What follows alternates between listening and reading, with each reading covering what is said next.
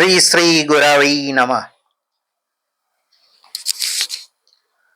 আজকে আপনাদের সামনে যে টপিকটা নিয়ে আলোচনা করতে চলেছি সেটা হলো একটি অত্যন্ত বিশেষ টপিক। সেটা হলো জ্যোতিষে মোক্ষ লাভ যোগ। বুদ্ধদেব যাকে বলেছেন নির্বাণ লাভ করা, সেটাই মোক্ষ লাভ। তো জ্যোতিষে, বৈদিক জ্যোতিষে মোক্ষ লাভ যোগ কখন দেখা হয়, কিভাবে গঠন হয় সেই মোক্ষ লাভ যোগটা।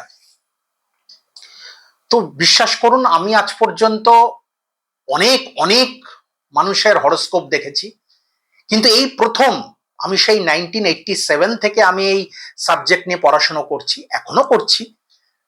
তো হাজার হাজার হাত দেখেছি, আমি ঠিকুজি দেখেছি হাজার হাজার, কিন্তু এই প্রথম আজকেই প্রথম আমি কোনো গৃহী মানুষের জন্ম ছকে মোক্ষ লাভ যোগ দেখতে পেলাম, বৈদিক জ্যোতিষের ফর্মুলা এবং রুলস মেনে। তো বিশ্বাস করুন, আমার দেখে ভারী আনন্দ হলো। তো মনে হলো যে এইরকম একটা যোগ নিয়ে আজকে আপনাদের সামনে আমি আলোচনা করি, যে জ্যোতিষে, বৈদিক জ্যোতিষে মোক্ষ লাভ যোগ বা নির্বাণ লাভ যোগ কাকে বলা হয়।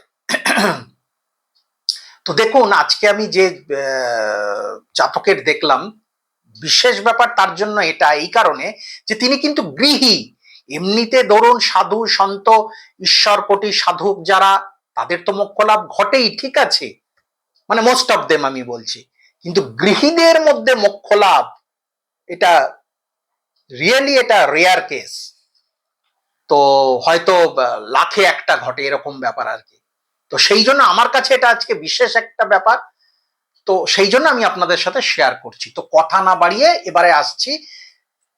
দেখুন, এটা হলো সেই জাতকের জন্ম ছক, D1 চার্ট। এখানে দেখুন জাতকের তুলা লগ্ন এবং জাতকের দ্বাদশে বসে আছে বৃহস্পতি এবং কেতু। জাতকের তুলা লগ্ন এবং জাতকের দ্বাদশে বসে আছে বৃহস্পতি এবং কেতু। আচ্ছা, বৈদিক জ্যোতিষ তিনটে ফর্মুলা দিয়েছে, তিনটে ফর্মুলায় কনফার্মেশন পেলে তবেই বলা যাবে যে সেই জাতক বা জাতিকা মোক্ষ লাভ করবেন। তিনটে ফর্মুলার হলো, এটা হলো নাম্বার 1 ফর্মুলা, যেখানে লগ্নের দ্বাদশে বৃহস্পতি এবং কেতু দুটো একত্রে অবস্থান করবে। বৃহস্পতি এবং কেতুর একত্রে অবস্থান করার মানে বিষয়টা কি না, বিষয়টা হলো বৃহস্পতি এবং কেতু দুটোই হলো আধ্যাত্মিক কারক গ্রহ। হ্যাঁ, দুটোই হলো আধ্যাত্মিক কারক গ্রহ, যে কারণে এই দুটোর দ্বাদশ স্থানে অবস্থানটা একটা বিশাল ফ্যাক্টর প্লে করে কিন্তু। আচ্ছা, এটা গেল নাম্বার 1। নাম্বার 2, যেটা এই যে বৃহস্পতি আর কেতু শুধু D1 বা জন্ম ছকের থাকলেই হবে না দ্বাদশে, এর অবস্থান দেখতে হবে D9 বা নবাংশ চার্টে, মানে তার কনফার্মেশনটা পেতে হবে। D9 চার্ট আমাদের ডিনোট করে কনফার্মেশন, যে কোনো বিষয়ের কনফার্মেশন পেতে গেলে আমরা নবাংশ চার্ট বা D9 চার্ট ফলো করি। তো এবার দেখতে হবে যে ওখানে তো D1 এ তো দ্বাদশে ছিল বৃহস্পতি আর কেতু, D9 চার্টে এই জাতকের বৃহস্পতি এবং কেতুর অবস্থানটা কি। তো ভালো করে দেখুন, এই জাতকের নবাংশে লগ্নে বসে আছে বৃহস্পতি, মানে বৃহস্পতি কেন্দ্রস্থ জাতকের, এবং কেতু বসে আছে দ্বাদশে। ওখানেও D1 চার্টেও কেতু দ্বাদশে ছিল, এখানেও কেতু দ্বাদশে। ওখানে বৃহস্পতি দ্বাদশে ছিল, এখানে বৃহস্পতি কেন্দ্রে লগ্নে বসে আছে। দু জায়গায় তাহলে আমরা কনফার্মেশন পেলাম। 3 নম্বর কনফার্মেশনটা এবার জাতকের নবতারা চক্রে দেখতে হবে। নবতারা চক্রে জাতকের কেতুর অবস্থানটা কি, কেতুর শুভ অবস্থান, অত্যন্ত শুভ অবস্থান দরকার। নয়তো কিন্তু এই দুটো কনফার্মেশন পেলেও যদি 3 নম্বরটা নবতারা চক্রে ফুলফিল না করে, তাহলে কিন্তু জাতকের মোক্ষ লাভ ঘটতেও ঘটবে না, এরকম ব্যাপার। কিন্তু এই জাতকের ক্ষেত্রে মোক্ষ লাভ ঘটবে। কেন ঘটবে না, এই জাতকের মৃগশিরা নক্ষত্রে জন্ম, মৃগশিরা নক্ষত্রের অধিপতি মঙ্গল। এবার যারা আপনারা নবতারা চক্র বানাতে পারেন, বা আমার একটা ভিডিও আছে ইউটিউবে যে কত সহজে নবতারা চক্র বানানো যায়, আপনারা সেই ভিডিওটাও দেখে নিতে পারেন। নিজের যারা বানাতে পারেন তারাও বানিয়ে দেখে নিতে পারেন। জাতকের জন্ম নক্ষত্র হলো মৃগশিরা, ফলে জন্ম নক্ষত্রের অধিপতি গ্রহ মঙ্গল, ঠিক আছে। এবার সেই অনুযায়ী যদি ক্যালকুলেট করা হয় তাহলে কেতু বসে আছে নবতারা চক্রে জাতকের সাধক নক্ষত্রে। চিন্তা করুন, কেতু বসে আছে জাতকের সাধক নক্ষত্রে।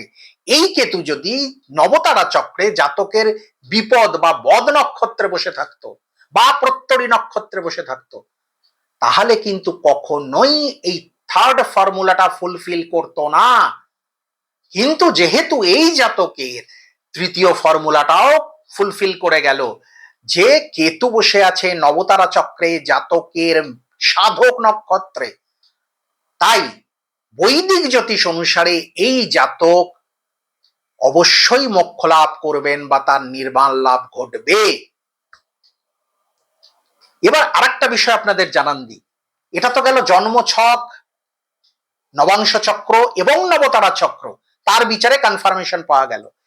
এবারে একটু অনেকের মনে আগ্রহ দেখা দিতে পারে এই জাতকের জন্মছকে কি এমন বিশেষ ব্যাপার আছে যে কারণে এই জাতকের মোক্ষ লাভ ঘটবে একজন গৃহী হয়ে। ইনি কিন্তু কোনো সাধক সন্ত নয়, আগেই বলেছি, একজন গৃহী হয়ে। দেখুন, ইনার জন্মছকে যেটা ভালো করে দেখেছেন আগে, আবার দেখুন যে ইনার জন্মছকের দ্বাদশে বৃহস্পতি। তো দ্বাদশে বৃহস্পতি কি করায়? বৃহস্পতি হলো Jupiter is the largest planet in the universe. বৃহস্পতি হলো বৃহৎপতি, এই আমাদের যে বিশ্ব ব্রহ্মাণ্ড তার বৃহৎপতি হলেন বৃহস্পতি। তাই বৃহস্পতি যদি কারোর দ্বাদশে বসে থাকে, সেই জাতক ভালো কাজে, সৎ কাজে প্রচুর দান ধ্যান করবেন। বৃহস্পতি ভালো করে মনে রাখবেন, বৃহস্পতি যদি কোনো জাতকের দ্বাদশে বসে থাকে, তাহলে সেই জাতক ধর্ম কর্ম এবং সৎ কাজে, মানুষের প্রয়োজন এমন কাজে প্রচুর দান ধ্যান করবেন। তো এই জাতকও করে থাকেন। এই জাতককে আমি ব্যক্তিগতভাবে চিনি খুব ভালো করে।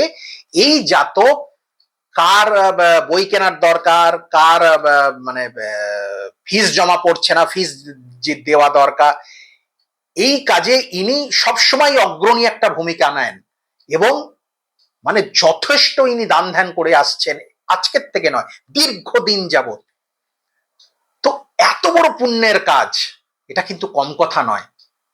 দ্বিতীয় কথা, এই জাতক, আপনি ভাববেন না যে ইনি একজন ওই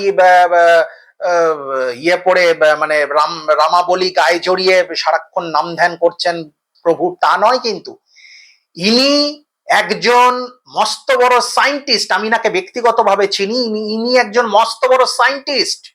বিজ্ঞানের সাথে ইনার আদান প্রদান সর্বক্ষণ, যতক্ষণ জেগে থাকেন বিজ্ঞান নিয়ে ইনার ভাবনা চিন্তা কর্ম। এত সত্ত্বেও ইনার